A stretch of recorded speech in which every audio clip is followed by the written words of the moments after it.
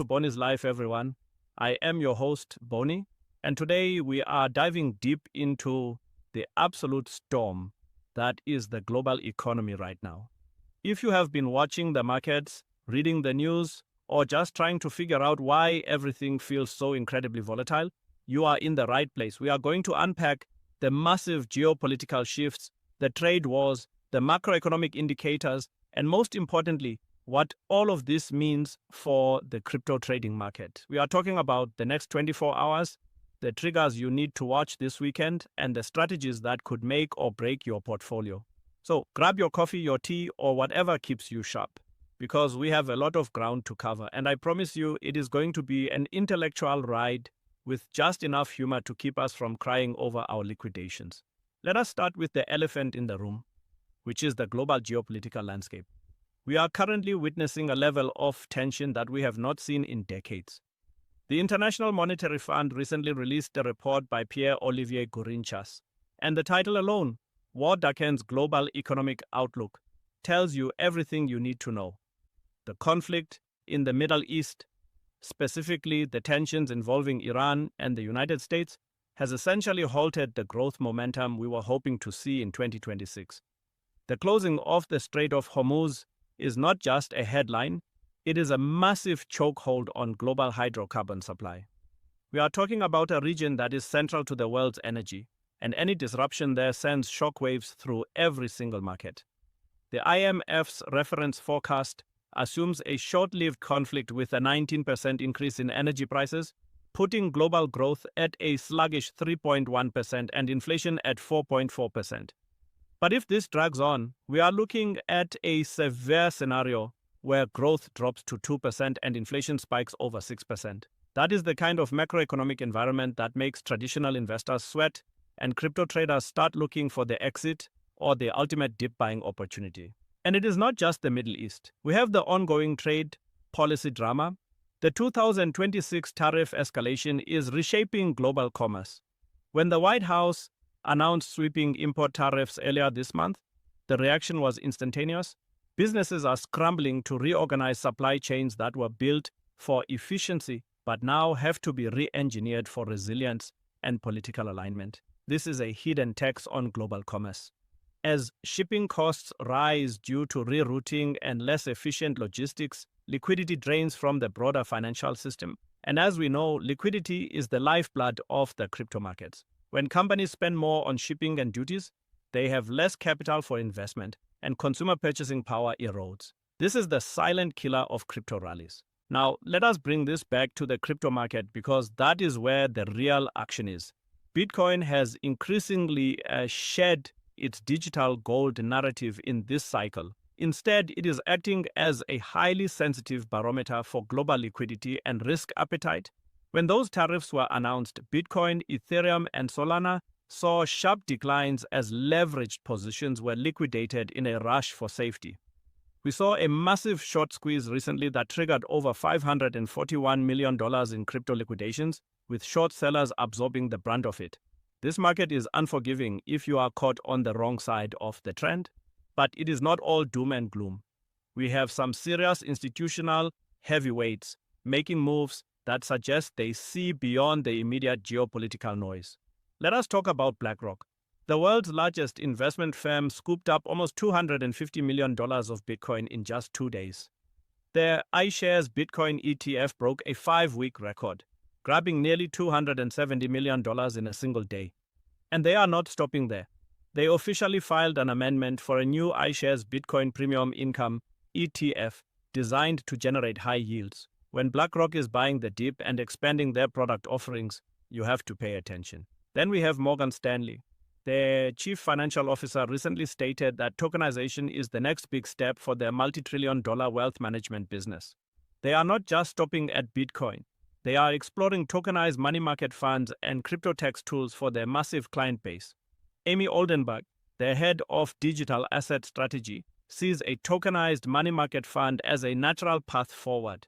They even launched a spot Bitcoin ETF at 14 basis points, undercutting BlackRock and targeting a $10 trillion wealth management base. This is institutional adoption on a scale we have only dreamed of, and it provides a massive structural floor for the market. So, what are the experts saying? Jarian Tima, the director of global macro at Fidelity Investments, pointed out that strong earnings are actually helping markets absorb these geopolitical shocks. He sees the current volatility as a real buying opportunity. Marcel Thies, CEO at Thies Invest, noted that Bitcoin has shown incredible resilience in 2026, even after significant crashes, and that the rise of institutional adoption shows the asset class is maturing. However, we have to balance this optimism with the technical realities. Omkar Godbol from CoinDesk provided some brilliant analysis on the key price levels we need to watch. Bitcoin recently hit 4-week highs above $74,000, but it is struggling to break and hold the critical resistance at $75,000. This $75,000 mark is what they call a release point. Dealers and market makers have deeply negative gamma at this level. In plain English, this means their hedging behavior becomes pro-cyclical. If the price moves past 75,000, they are forced to buy into the rally, which could accelerate the upside momentum massively. But if it turns lower, they could short, accelerating the decline. It is a coiled spring, and the breakout or breakdown will be violent. If we do break above 75,000, the next key range is between $80,000 and $80,600. This zone is characterized by positive dealer gamma, meaning trading could become more range-bound with less directional pressure. Interestingly, $80,525 is a historically important level where a previous sell-off lost momentum. And let us not forget the 200-day moving average, which currently sits around $87,500, indicating that Bitcoin is still trading below its long-term valuation. Now, let us talk strategy for the next 24 hours and the triggers you need to watch over this weekend. The weekend is notorious for low liquidity, which means any news can cause outsized price movements. Here is your game plan. First, you must monitor the geopolitical news feed like a hawk. Any updates on the US-Iran ceasefire status or the Hormuz blockade will have immediate macroeconomic implications. If the blockade tightens or oil prices spike further, expect a risk of reaction in crypto. Conversely, any diplomatic de-escalation will likely trigger a relief rally. Second, keep an eye on the China-Iran alliance and any further tariff threats from the US. Trade tensions drain liquidity, and as we discussed, liquidity is everything. Third, the technical triggers. The $75,000 resistance level for Bitcoin is the absolute line in the sand. If we see a clean, high-volume break above 75,000, especially if it holds on a 4-hour or daily close, that is your bullish trigger. The negative gamma dynamic will likely fuel a rapid ascent toward the $80,000 range. If you are trading this, a breakout strategy with a tight stop loss just below the breakout point is prudent. However, if we repeatedly fail at 75,000 and start printing lower highs, be prepared for a pullback. The funding rates on perpetual futures have been negative, indicating bearish sentiment among retail traders. If the institutional flows dry up over the weekend, those bears might take control. In this scenario, look for support around the $70,000 psychological level and the recent consolidation zones. For the altcoins, Ethereum and Solana have shown resilience but are highly correlated to Bitcoin's movements. Ethereum has some bullish signals, including record transactions and a favorable MACD cross, but it needs Bitcoin to clear the path. If Bitcoin breaks out, Ethereum could see a significant catch-up rally. In conclusion, we are navigating a market that is caught between massive macroeconomic headwinds and unprecedented institutional tailwinds. The geopolitical tensions and trade wars are creating a high volatility environment, shifting crypto from a pure growth play to a sensitive risk barometer. But the underlying fundamentals, driven by the likes of BlackRock and Morgan Stanley, suggest that the long-term trajectory remains incredibly strong. This weekend is all about patience and precision. Do not front-run the breakout and do not panic sell the dip.